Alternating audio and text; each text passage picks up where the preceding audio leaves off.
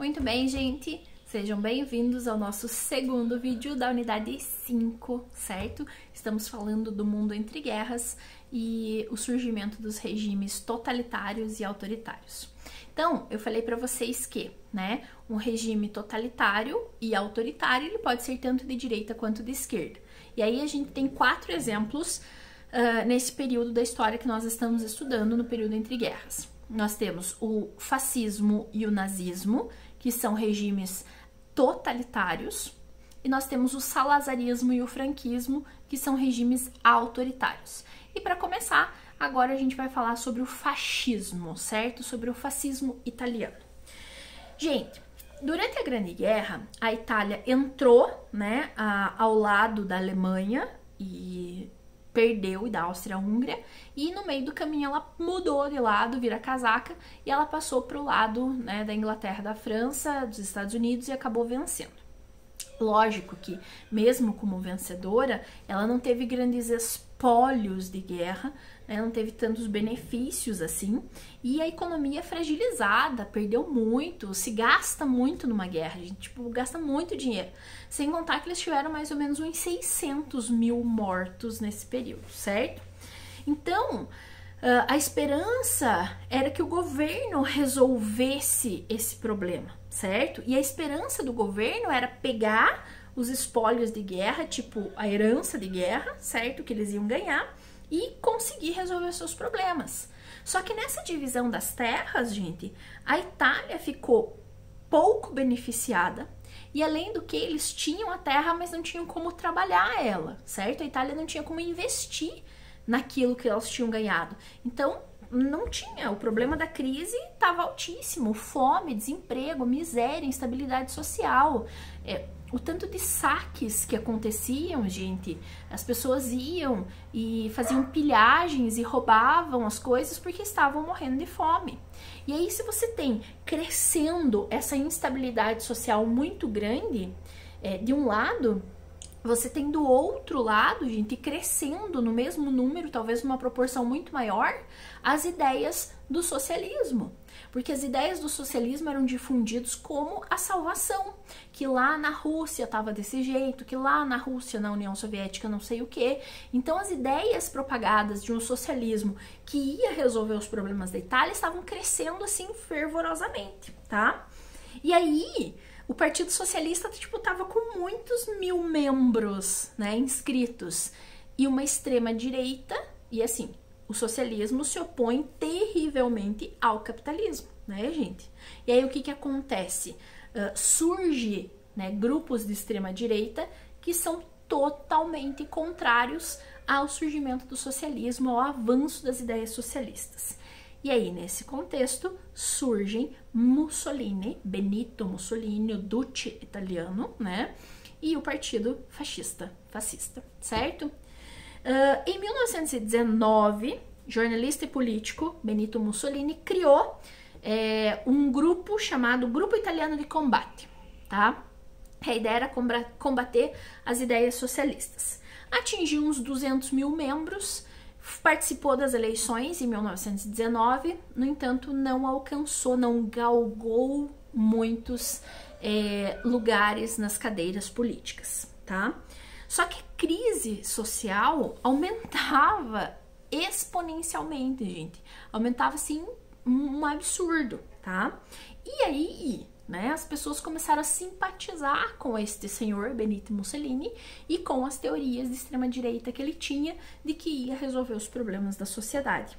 E aí, já em 1921, me perdoa. Logo em seguida, 1921, o Benito Mussolini transforma o grupo de combate no Partido Fascista. E o Partido Fascista vai lá e 300 mil membros, certo?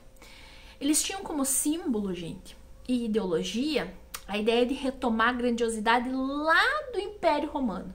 Império Romano, na sua maior extensão, que dominou vários lugares do mundo, continente africano, asiático, europeu. Então, eles tinham essa ideia de que eles iam conseguir a grandiosidade do Império Romano. E para representar o Partido Fascista, face vem de feixe, certo? Eles tinham, olhem lá na página 6, aquele símbolo, que era o símbolo do antigo Império Romano, né? Que era utilizado pelo antigo Império Romano. Um símbolo que é um feixe de varas amarrado a um martelo. Qual que é o significado disso, gente? Que aquelas varas era para bater nos inimigos, certo? E o machado para decepar esses inimigos.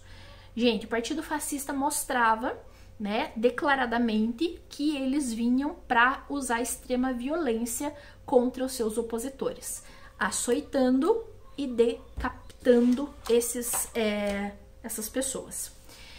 Em 1922, os socialistas promoveram uma greve geral, certo?